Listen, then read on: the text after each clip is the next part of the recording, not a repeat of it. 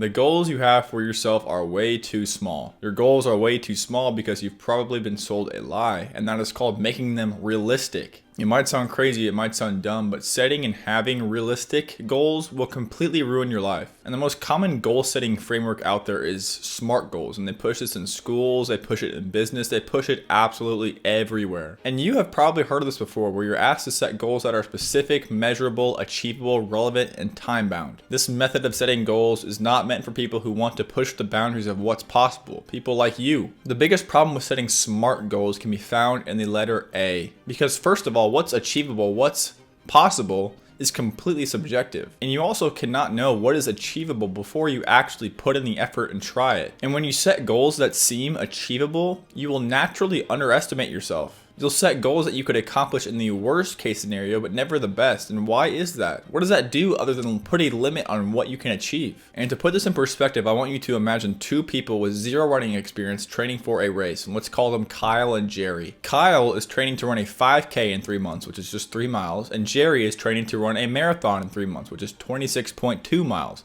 And which goal here seems more achievable? Obviously, it's Kyle's goal of running a 5K, but here's the thing.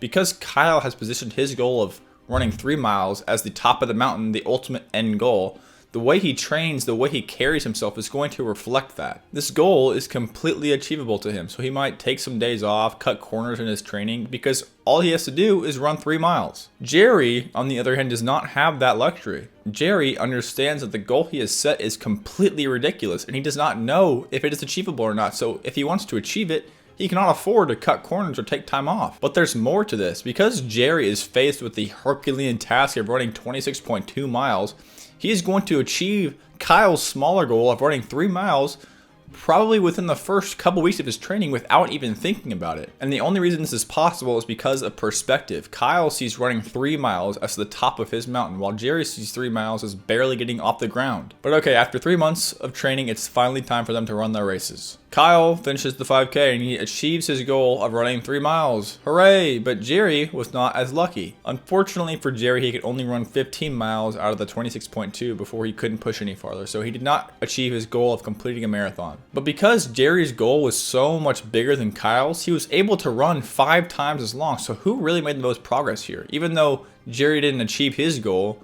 I think he still made a lot more progress. Both of them started with zero running experience, and the only difference was one set a safe, comfortable, realistic goal, while the other set a completely ridiculous, absurd, ambitious goal. And because Jerry was aiming so much higher, he was able to achieve so much more, even though he technically did not reach his goal. And this same concept applies everywhere, especially in things like business. For the longest time, I was dead set on creating a $10,000 per month fitness coaching business, even though I knew deep down that I did not want to do that full time. To me, this was a safe, realistic, achievable goal, and I just had the mentality of like, okay, if I can just make enough money to do this full time, then I can do what I really want to do. And this is a mindset you cannot afford to fall into, and it was one that I got stuck in without even realizing it. You know, I have to do X before I can do Y, or I have to be X before I have to be Y. Wrong and wrong. It is extremely hard to make progress this way because you are operating on a belief that you have to do something you don't want to do before you can actually do something you do want to do. And this is just not a good place to be, because as a result, you will not make progress in either of them. Because not only will you be putting off Y, which is the thing that you want to do, but you will also not be able to go full force on X, because Y will always be in the back of your mind and X is not the thing that you really want to do. And I saw this firsthand when I was working on my coaching business, and like, sure, I was able to land a few clients and make some money, but the entire time I was thinking like,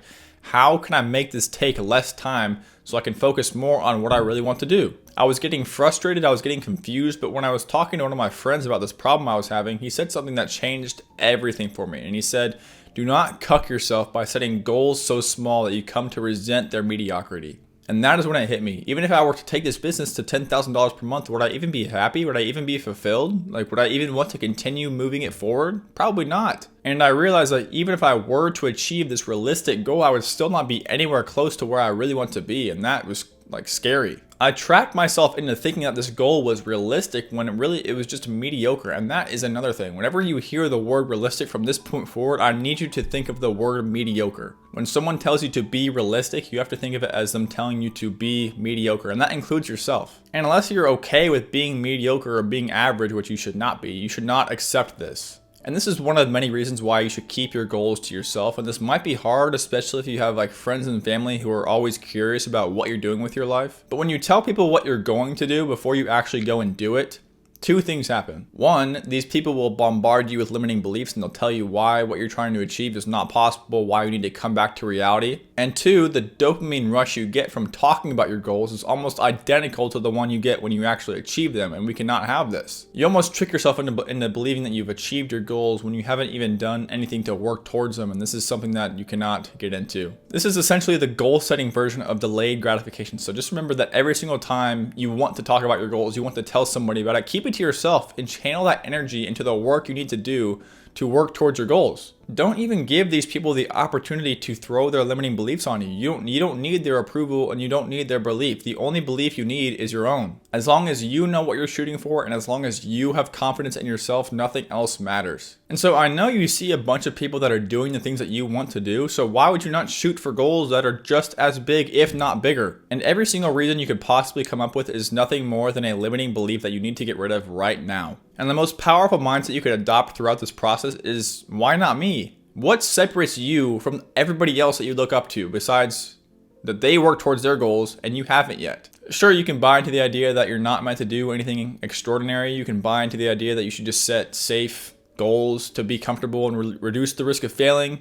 But why? Why would you put a cap on what you can achieve when it serves absolutely no purpose except ensures that you don't achieve anything amazing at all? So I want you to think very carefully about the goals you have right now at this moment. Do they align with what you really want in life, or did you just set them because they seem achievable and safe? Whatever your answers are to these questions, I want you to make sure from this point forward that your goals are the most absurd, ridiculous, most ambitious goals you could possibly imagine, and anything else is unacceptable. And even if you never achieve them, I can guarantee that you will make more progress towards these goals than you ever could possibly imagine. Nobody who has changed history has done so because they've set realistic goals, and every single impossible achievement was done by somebody who's no different than you and me. The only difference is that where everyone else saw impossible, they just saw possible. And you have the power to do the same. Take delusional over realistic every single time, and if you can do that, your success will be inevitable. If you enjoyed this video, feel free to subscribe, but until next time, peace out.